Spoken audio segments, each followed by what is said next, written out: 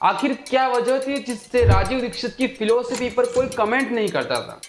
आखिर क्या वजह थी जिससे एमएनसी कंपनियों को सीधा टारगेट करते थे राजीव दीक्षित? आखिर क्यों राजीव दीक्षित को स्वामी विवेकानंद जी का दूसरा रूप कहा गया?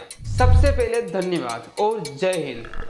आपका स्वागत है इस चैनल के फर्स्ट वीडियो में।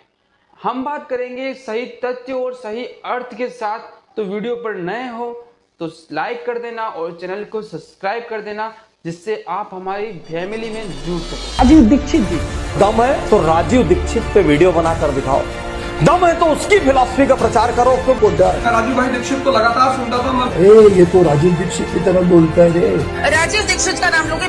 राजीव दीक्षित जी को किसने मारा? जिनके विरोधी भी जिनके चरित्र के बारे में स्वप्न में भी प्रश्न चिन्ह नहीं लगा सकते, ऐसा उज्जवल और धवल चरित्र राजीव भाई। बस बेवकूफी की बातें हैं, ये बहुत गंभीर बात है जो मैं कह रहा हूँ। क्वालिटी ऑफ लाइफ, यह वो शख्स है जिसने खुद के साथ साथ दूसरों के लिए भी क्वालिटी ऑफ लाइफ के लिए अपना क्वालिटी ऑफ टाइम दिया। शुरुआत होती है इनके जन्म से, जो 30 नवंबर 1967 से लेकर 2010 के बीच रहा। महज 43 साल के अंदर इनको हार्ट अटैक आ गया और इनकी मृत्यु हो गई। इंटरेस्टिंग पॉइंट यह है कि राजीव दीक्षित के समर्थक अभी तक इस घटना को साजिश बताया करते हैं, लेकिन अभी तक इसका कोई ठोस सबूत सामने आया नहीं है। आखिर क्यों ये इतने फेमस थे? फेमस होना ये कभी नहीं चाहते थे। ये चाहते थे कि स्वदेशी वस्तुओं को लोग अपनाएं और एलोपैथी मेडिसिन को छोड़ आयुर्वेदा की ओर लेकर जाए। अगर हम बात करें एजुकेशन की, तो इन्होंने एमटेक भारतीय प्रौद्योगिकी संस्थान कानपुर, जो टॉप आईआईटी से आता है, उससे अपनी शिक्षा करी। अगर हम एजुकेशन को डिटेल में बात करें तो counselling of scientific and industrial research CSIR और फ्रांस के टेली कम्युनिकेशन सेंटर में भी इन्होंने काम किया, जो एक स्टूडेंट का सपना रहता है। इसके अलावा इन्होंने president of India APJ Abdul Kalam के साथ भी कई प्रोजेक्ट वर्क में काम किया। राजीव दीक्षित योग और आयुर्वेद के ज्ञाता थे।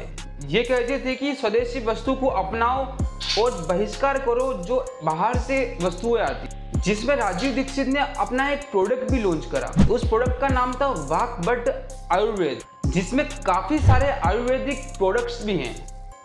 ये शुरुआत हुई थी MNC कंपनी के क्वालिटी ऑफ प्रोडक्ट को ध्यान में रखते हुए, जिसमें सबसे ज्यादा टारगेट करा गया पेप्सी और कोक। उनका कहना था कि कंपनी प्रोडक्ट्स के अंदर टॉयलेट क्लीनर और पेस्टिसाइड्स मिलाते हैं, जो 1998 में शुरू हुआ था। और इसका एक स्लोगन भी रखा गया, आजादी बचाओ आंदोलन। राजीव दीक्षित ने इस आंदोलन के साथ साथ स्वदेशी और आयुर्वेदिक को अपनाने के लिए 12,000 से ज्यादा प्रेजेंटेशन भी दिए। इसमें टोटल 5,000 फॉरेन कंपनीज के अगेंस्ट में खड़े हुए और इंडियंस की कंपनी को मार्केट में उतारने के लिए इन्होंने टेम्पलेट भी जारी करा, जिसमें सारी कंपनियों के नाम भी लिखे थे, जिससे ये टेम्पलेट लोगों के पास जाए और लोगों को ये मालूम पड़े कि ये कंपनी अपने इंडिया में है और इनके ये प्रोडक्ट्स हैं, ताकि वो खरीद सके और उपयोग कर सके।